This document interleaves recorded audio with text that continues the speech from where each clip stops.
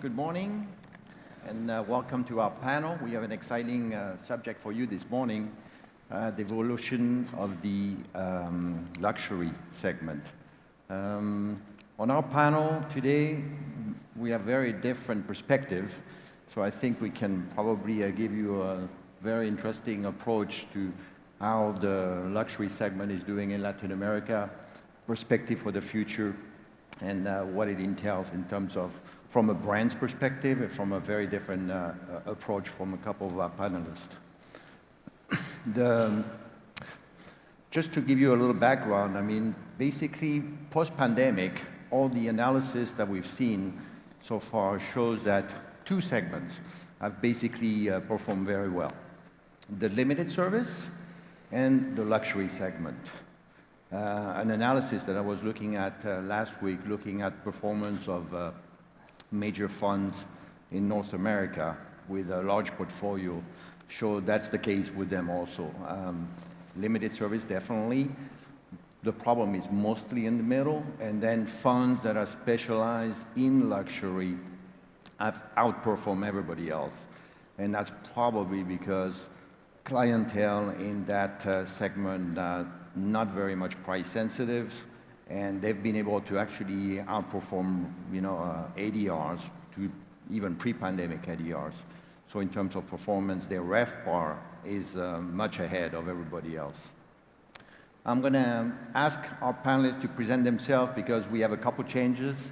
So maybe if you can take 1 minute each to tell us who you are, what you do, and then we'll dive into the subject of our panel today.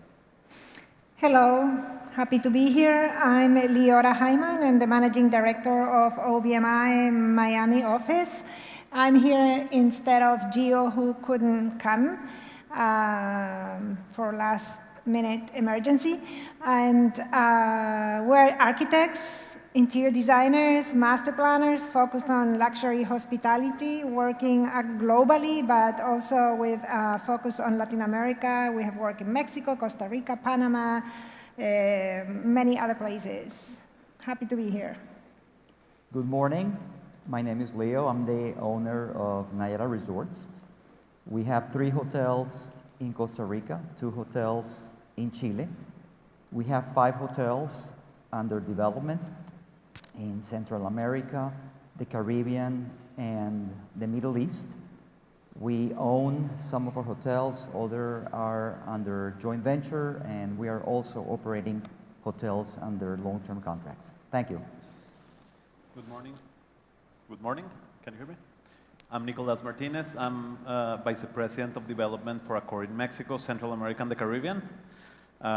We represent ACCOR and all our brands. We have a portfolio of 43 well-established brands across the different segments. Particularly in luxury, we have 9 brands that play from ultra-luxury to lifestyle. So we have a good presence in the region. We are actually about to open a Sofitel Legend here in the Casco Viejo of Panama City. So there's a lot of exciting news coming, and happy to be here. Thank you. Good morning, I'm Lisandro Liguori. I'm passionate about neuroscience, hospitality, strategy, and technology. I'm the co-founder and co-CEO of AMEK Group, where we apply an innovative and such a different methodology in hospitality industry. We apply agile methodologies. We want to change the traditional hospitality model to a fusion between a technology company and a hospitality traditional model. AMEK Group has 3 different business units, such as AMEK, which does consulting, developing, as well as managing branded hotels. And then we have Breakthrough Service, our quality assurance. And 6 months ago, we launched ACCOR Hotels and Resort. It's an independent luxury brand that rethinks luxury into a disruptive and different approach from the perspective of brand architecture, brand standard, and we already have 14 hotels and because we offer many options to be part of. Thank you. As you can see, very different perspective.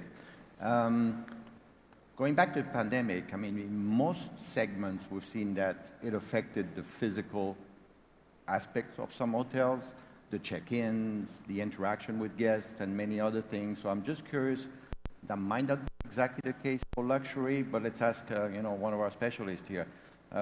What about luxury? Is there any physical difference coming up to the segment? Is there anything that you see for the future?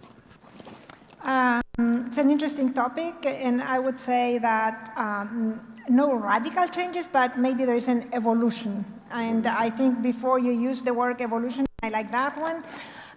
In luxury, the key element is the guest experience. The story we can tell through the design, how we involve in the design these wow moments when the client arrives, in his transition to his unit or her room, in the way the F&B experiences, and that has not changed. We still have to build that. That's what the client is looking for, and that's where we focus as designers. So from that perspective, nothing new, but really an enhanced experience.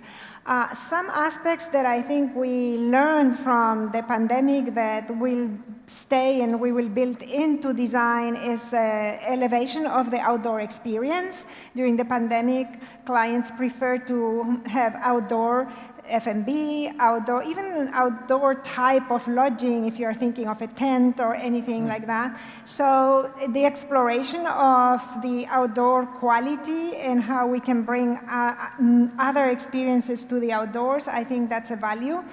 Cleanliness, of course, is going to stay. I think it will lose a little bit of importance, but it's going to stay. New elements related to health will come up, so that will stay. I think remote locations will stay and are enhanced through the pandemic. People look to be in remote places, not crowded locations, and that's a feature of luxury. Luxury guests, they're explorers, they're the trendsetters, and so if you want to create a new destination, you have to start by luxury. So I think that's an interesting element. And then linked to this explorer type of mentality is also the fact that we can really do adventure type of locations or designs, and now we're talking about tree houses, and we're talking about overwater elements, we're talking about cave type of elements. Even if it's a selected element within the project, it is something that's very unique to create a new destination. I also noticed that resorts, high-end resorts, hotels are incorporating what I will call group clusters or membership elements within the design, because people are traveling maybe to reunite with families who are dispersed, and they would like to have a place that's a little bit more private rather than mingling with everything. So in some designs, some of our projects were carving out sub-zones that are membership-oriented or for groups to travel in themselves. So that's also within luxury. There's a lot more. Wellness is, of course, everybody during the pandemic valued their health, more physical activity, the whole wellness, and that is being woven into our designs as well. I can talk more, but this is enough. We'll let Leo take over from Yes. Tell us more about your product. I mean, you have a different approach. You see quite a few products under development, maybe from a size perspective, also where is your sweet spot? Things for us, it's interesting, things for us have not changed. Our guests still looking for the same.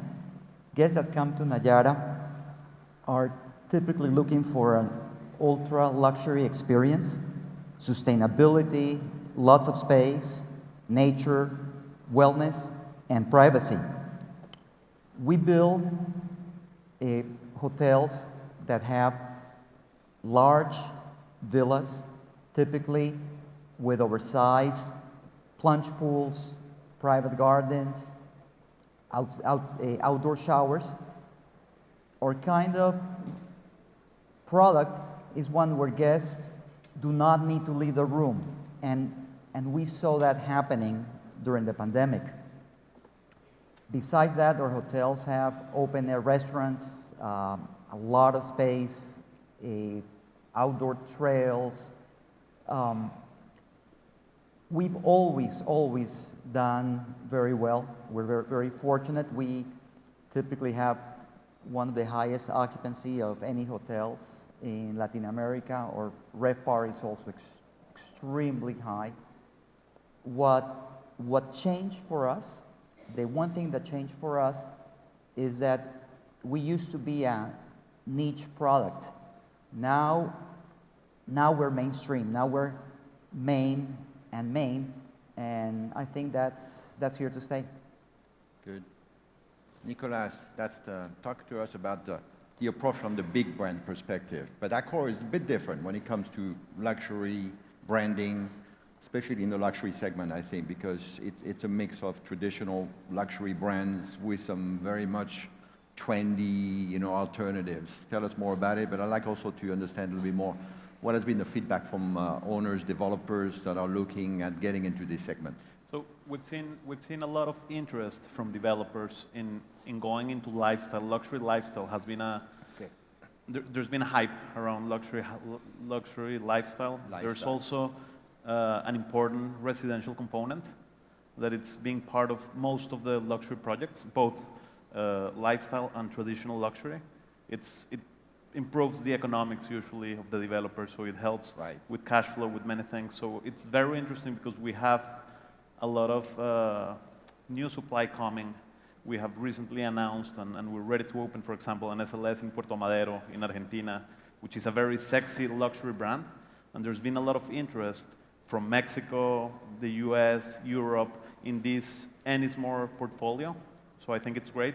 Yeah. We recently announced the SLS in Uruguay as well. It's also going to have branded residences. So again, it's a formula that it's working very well. There's a lot of interest from the developers. Clients love it. And we've seen it, like numbers in for example, South Beach, in some of these destinations where we have a very strong position in the luxury lifestyle segment, are booming, are better than pre-pandemic. So because of that, there's a lot of potential that we're seeing. And also in the more traditional brands, we also see as a recurrent thing, the branded residences. For example, in Cartagena, in Baru, we recently announced a Sofitel that is actually going to have a very important component of residential side to it. So I think it's kind of the trend that we're seeing. And again, people like fun, people like sexy, and that is now part of luxury. So I think that's kind of a big trend that we... A quick follow-up question. Because you have very traditional brand, even in the ultra-luxury, right? Raffles, Banyan Tree, which a lot of people don't realize that's part of ACCOR now. And then this trendy brands, SLS. For the new trendy brands, what's the size? What's the property size? It's a mix between a smaller property plus residence, because traditional, luxury were pretty big properties in some of them compared to maybe what's going on right now. It depends. I mean, the programming depends a lot on the destination. We always try to make it a good fit for the size of the destination, what the market can really absorb. So that's important. But what's interesting is that you can see projects with, 80 hotel rooms and then 150 branded residences. Exactly. So the economics are usually kind of the other way around of what you traditionally saw on a more traditional Raffles or Banyan Tree type of ultra-luxury resort. So it's interesting, but that depends always on the market. I think that, and that's something that's very specific to the luxury segment, right? You're not going to see this with a more, regular brand that's in the middle of the spectrum out there. So this is a good... And this trend has accelerated also because of the pandemic, there was a lot more flexibility in remote work. And because of that, there's people from California that can now work from Los Cabos or somewhere in Panama or maybe in Cartagena. So there's a lot of flexibility that happened or accelerated because of the pandemic, and that has helped accelerate the trend with branded residence and second homes. So that's one trend we've seen. Good, interesting. Lisandro, so you have a very different approach. I mean, we had a chance to chat before this conference, and I think instead of just the traditional approach, which is focused on the physical aspects of the products, You are much more into the experience, the quality, and different parameters that you're looking at, and you put a, a vision behind it and some process that you're delivering to some owners. Tell us a little bit more about it, and maybe what has been the reception from the clients out there. The owners and the developers have reacted very positively to our approach, a new approach, because they can choose the product they think will be the better for them. And we base on the experience itself, we base on the memories created, and I believe that the service per se has been forgotten in our industry. I'm going to switch to Spanish to explain better. Lo voy a hablar en español, así lo explico en profundidad. Nuestros brand standards de Aiken, de la marca independiente, son todos basados en lo intangible. De la misma manera que como es una marca de alta gama y lujo, obviamente que todos los detalles físicos tienen que ser de alta gama y de calidad. Pero buscamos y lo pensamos desde el lado de lo que busca el huésped, desde el lado de la experiencia, que más adelante seguramente les contaré. Buscamos 5 puntos de lo que busca el huésped y son nuestros 5 whys. Lo llamamos why porque tiene 2 puntos. El por qué pueden pertenecer a la marca nuestra y la Y. La Y, 5Y forman una estrella, son la estrella nuestra que queremos poner dentro de los hoteles. Esas 5 whys son quality, la calidad del servicio per se, la calidad tanto de lo tangible como de lo intangible. Es muy importante hoy en día, los huéspedes buscan eso. Un buen servicio, una buena visión sobre los detalles. El segundo es harmony, la armonía con la comunidad, el entorno, la naturaleza. Estar en esa armonía es lo que busca hoy nuestros clientes de lujo.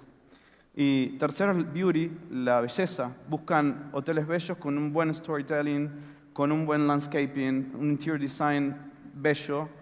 ¿Por qué? Porque ellos quieren sacar fotos, quieren grabar esa experiencia para mostrárselas y que quede en sus recuerdos. Cuarto, la personalidad, personality.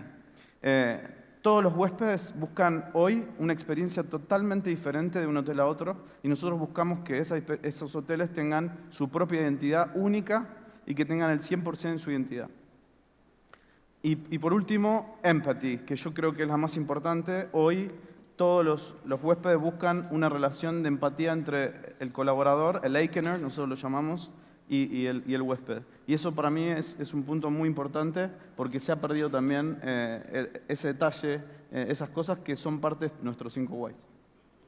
Espero haberme explicado un poco. Let me bring a different perspective here. In our work in asset management, what we've seen, particularly at the luxury level, is like this different kind of ownership that's attracted to it. I mean, obviously, they've seen what happened during the pandemics. They know it's working. It offers them, more flexibility within their portfolio, and it also is a segment that's performing for them. So private equity funds from the U.S. that are now very active, for instance, in Mexico, are getting involved. They're buying those assets. And we're now in the US, $2 million per room has already been done many times. Mexico, we've seen the $1 million passed easily. Nicolas, you must have seen, right, some of those private equity investors or something approaching brands like you, in terms of, in Mexico, I suppose the Fibras, they want to get involved in that segment. Well, before, it wasn't exactly their, mainstay. But now I can feel like I see some of the funds looking at the one and only in Los Cabos being sold right now to one of those funds. Do you have any perspective on that approach? No, there's been a lot of interest and a lot of investment coming from the U.S., as you mentioned, with both Mexican traditional REITs that are the Fibras. Yeah. Also private equities that are Mexican private equities funded by U.S. money.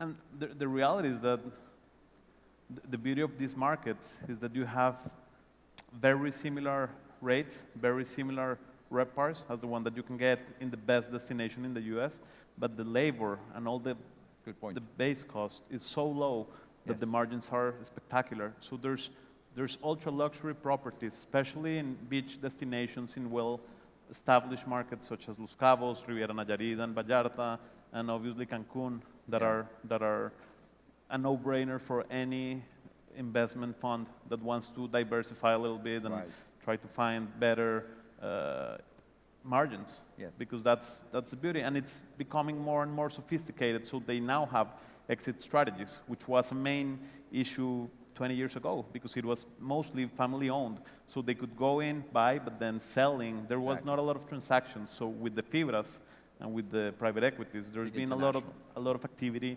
which has helped boosting that particular niche. Yeah. Liora, have you seen that also in terms of your clientele? What we see is funds coming from a global source. So if before 10 years ago, 15 years ago, funds were mostly regional or local, now they're coming from all over. So we may have a project in one place in Latin America, the developer is from somewhere in the US, the funds are coming from the Middle East, and the consultants are all over. So it is a global world. It's exciting. It opens the whole map to everybody, which is really good. And I also want to point that the pandemic also pushed, I think, a lot of wealth southwards, because people are looking for warmer and less crowded locations. So it's an opportunity for Latin America, as you say, for those remote locations with lower labor. Yeah. Good. And Leo, what's the profile of your owners, developers with who you're working? I'm just curious for the benefit of our audience here. You know, I agree exactly with what you're saying. We've seen a lot of family offices come to us. We typically build hotels in very remote locations, and in the past, it was impossible to get funding for those hotels.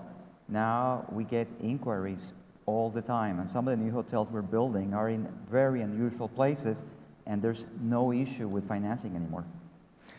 In luxury, there's such a thing as a trophy hotel, right? Exactly. Yeah. Exactly. I mean, I think post-pandemic, a lot of people are starting to focus more on it. They realize it was pandemic-proof, kind of, and you know, especially with the rates, where there's no pushback from customers. I mean, it's probably another way of you know, making it more exclusive, right? By having everything get more expensive in that segment.